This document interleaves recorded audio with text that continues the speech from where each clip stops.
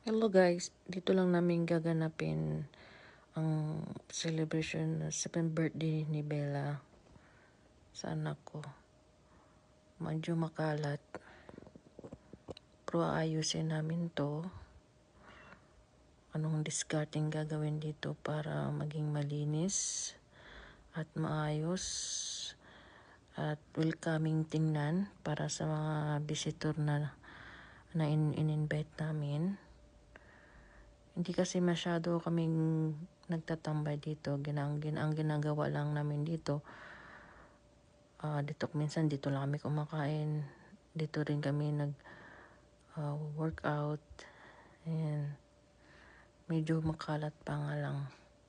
Pero samahan nyo ako guys sa susunod na kabanata paano namin linisin to para matipid at hindi na kami magkagastos ng rental place para celebration ni Angela.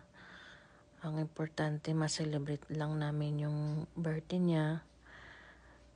Yun lang naman ang gusto niya, yung birthday niya na may bisita, lalo na yung mga kaibigan niya na nandito sa Canada.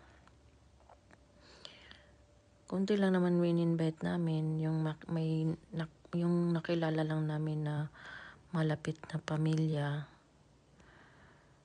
o malapit na kaibigan, yung katrabaho lang. So abangan nyo guys kung paano namin linisin to, paano namin i-organize to. Hindi na kami nagrinta ng party room para makatipid kahit paano. See ya, papush!